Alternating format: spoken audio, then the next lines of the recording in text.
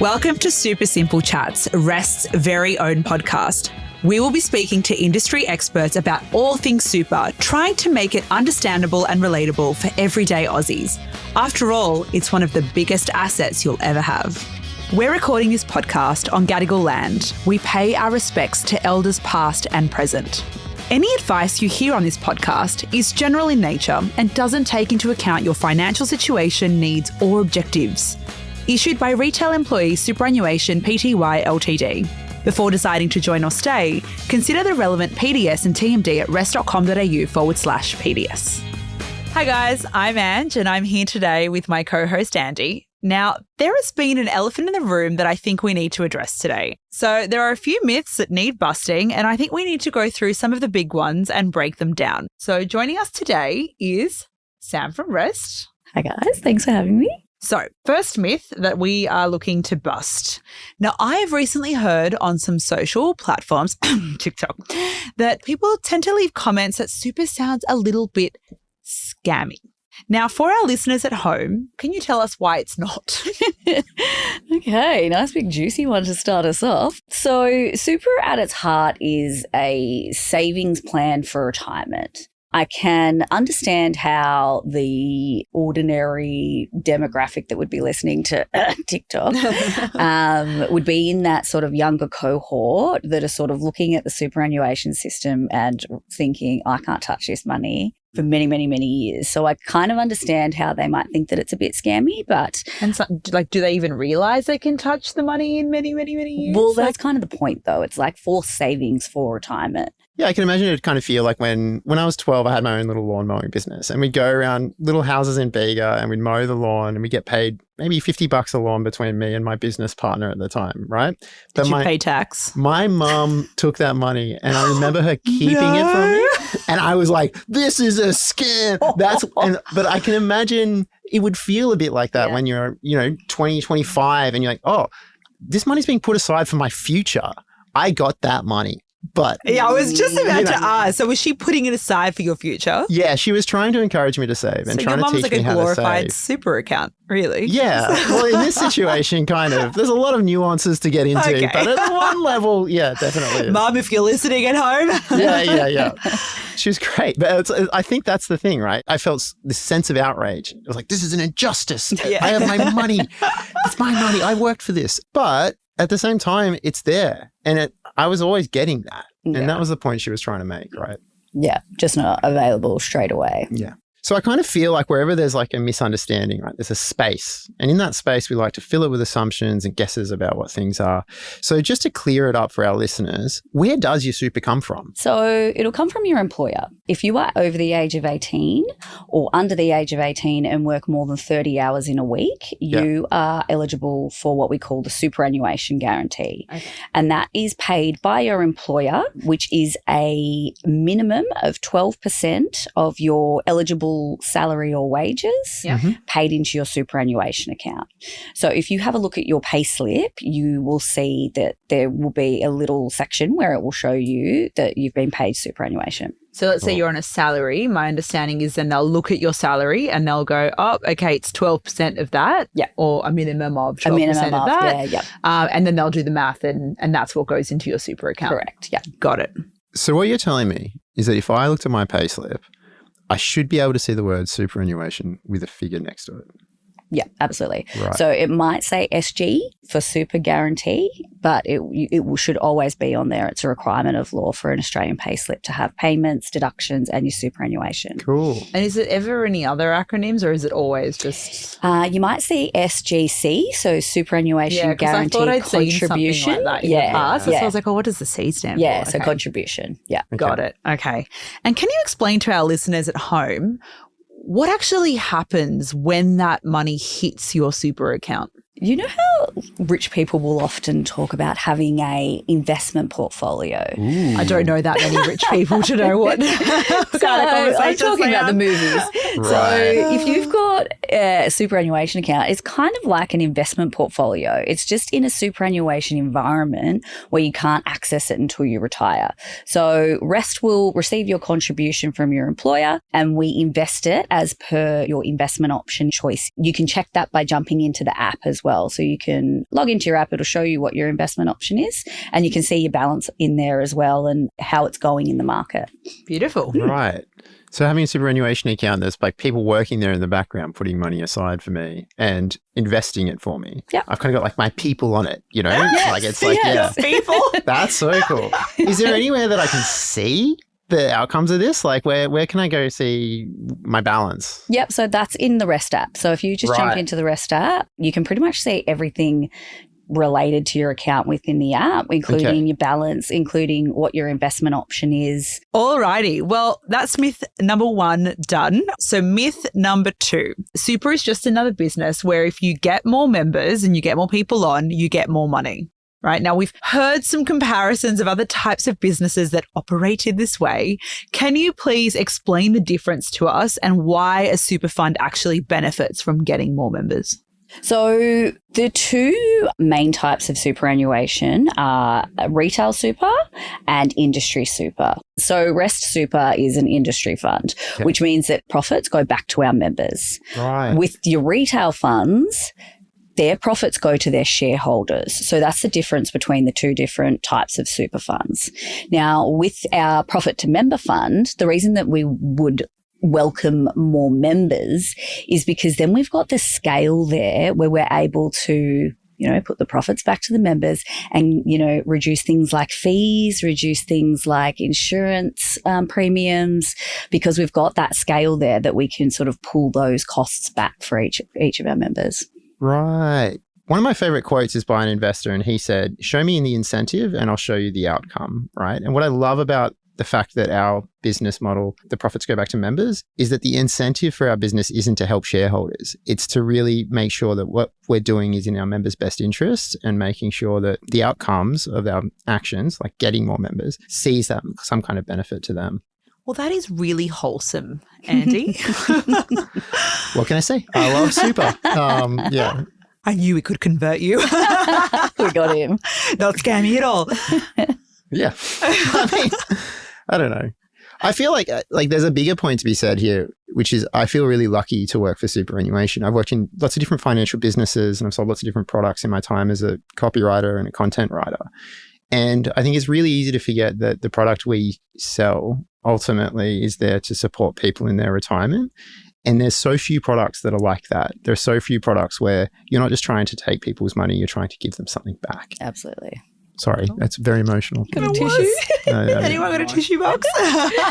Myth number 3, and I reckon this one's pretty straightforward. I can already tell you that I know this is a big myth, but we've seen some theories, let's call them theories out there, that people are saying super is just taking their money. We know that's not the case, but what can we actually tell them so that they feel reassured? So superannuation falls under the financial services industry in Australia, which is heavily, heavily regulated. So the government has put a lot of rules in place to make sure that super remains its sole purpose to help people in retirement. So that's why you can't access it until retirement. Yeah. So if you turn 60, which is our preservation age, and you retire, you're able to get access to your superannuation funds. As soon as you hit age 65, regardless of whether you're retired or not, you also have access to those funds. Okay, sure. So it's not that the super funds are taking our money, it's that the government has put this process in place in order to help people have a better retirement. Absolutely. Yeah, that makes sense to me. Yeah. Yeah, me too. So there are other conditions that you are able to access your funds ahead of retirement. Yeah. Okay. One being transition to retirement. Yeah. Now, transition to retirement is a great initiative. Might not be great for everyone, but I would strongly recommend chatting to a financial advisor around that, see if it works for your if you're coming up into retirement but you're not quite ready yet? Correct. Yeah, got it. Yeah. And then financial hardship, that's a really strict one, but it is there in place for people that are, in severe financial hardship. So again, I'd probably chat to an advisor around those couple. Yeah, we actually have some articles on our website about severe financial hardship, and I can tell you now it's really not easy to get access to that money, but we will post links to those articles in the show notes so that if you are in those conditions, you have understand. Some support. Yeah. There is another term that I've heard floating around that could possibly sound a little bit suspicious if you don't know what it means, and that's profit to member. Can you just explain to our listeners at home what that term actually means? Yeah. So profit to member means that our profit goes to the members. We don't have any shareholders as a profit to member fund. So any profits, in an ordinary business will sort of filter through to your shareholders.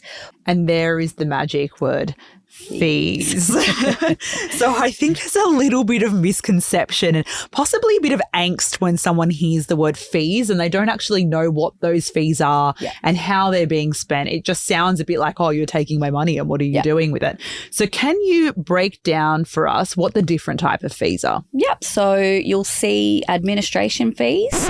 Hey, it's Sarah from Rest's product team here. Just jumping in to do a couple of quick clarifications. The first one is that there are also administration costs, which are known as costs met from reserves, which, as the name suggests, are paid from the fund's reserves and not from your account. Also, just wanted to clarify that each time you hear Sam say investment fees, she actually means investment fees and costs. Now, back to the pod. That covers things like us collecting your money from your employer, includes things like any correspondence that we need to reach out to you for. And it also includes things like keeping the lights on and making sure the call centre is still working. Right. Like business overheads. Business like overheads, any business, essentially. Salaries and all that sort of stuff. Correct. Got it. So that's your administration fees.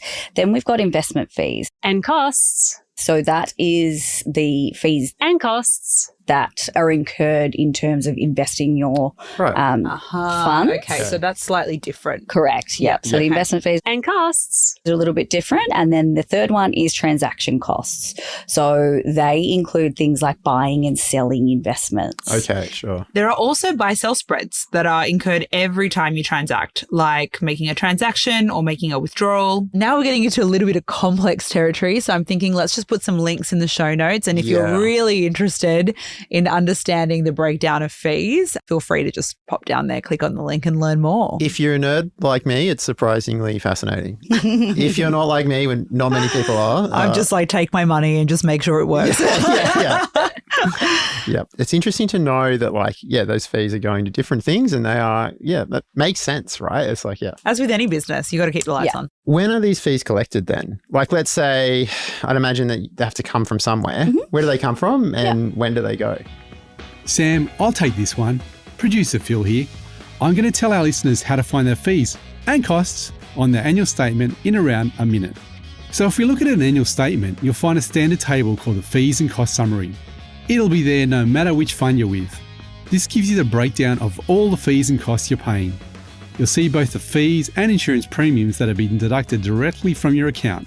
If you're extra curious, you can find these ones in the Rest app too. There's also a spot for fees and costs deducted from your investment.